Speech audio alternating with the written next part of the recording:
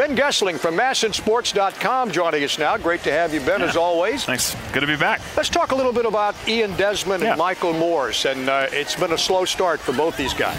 Yeah, and these are two guys that are really important, I think, to getting the Nationals offense going. Ian Desmond obviously has struggled at the top of the lineup. A guy that really hasn't done that much before. He's new to it. He's kind of, I think, trying to tinker with his plate approach a little bit.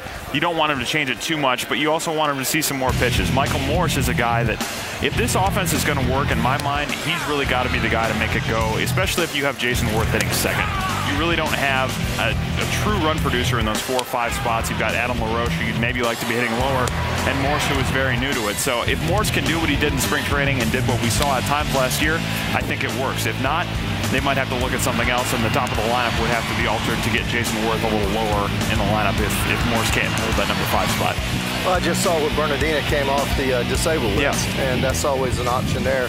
But you can't give up on these guys too early, and Morris, with a big year last year, proved that he could hit big league pitching, at least for the short term, and certainly in spring training, hammered the baseball. I think Desi, after a year under his belt, he's going to be better and better, but it's just a matter of hills and valleys. Golly, I don't know how many times in my career that I started off slowly and then ended up hitting 300 or close to it, and it's just a matter of being patient. Early in the year, everything's magnified. You know, it really is. And so what you have to do is you have to get away from looking at those stats and the numbers and where you're hitting in the batting order. Look for one pitch to handle. Mike Rizzo and I were talking about this a little bit today.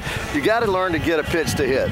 We have swung at so many bad pitches. In Desi's case, they're pounding him inside, and he keeps chasing that ball inside and grounding the ball, you know, to third base. He's a better middle of the plate type hitter, don't you agree? Yeah, he's going to be better when he can take the ball the other way, and Michael Morse is that way too. We saw him hit a number of home runs in spring training where he's taking it to right field, and he's got power that way. And Desmond, same way. You don't want him kind of opening up his stance, trying to pull the ball too much. And I think as you get anxious, you probably do those things a little bit more. But as these guys get more comfortable and more acclimated with these roles, I think you'll see them settle down a little bit. Good. Is Ian going to be more comfortable farther down in the line? Like today, he's hitting 7th today. Personally, I like him in the number 2 spot. He hit very well there last year, hit 326, had an on-base percentage around 360. If you can get Danny Espinosa to the point where he can handle that leadoff spot, I think that's not a bad 1-2, and then you can maybe move Worth into more of a run-producing spot. But that depends on a couple guys getting going here, I think. And Espinosa has the stuff to lead off. He's not ideal there. He's not the conventional guy, but he takes some pitches. He's gotten on base. He's done it in the minor leagues. So if you can get him going, I like Desmond personally in the 2 spot, and then maybe you can get a few more runs and get those guys on base and go from there.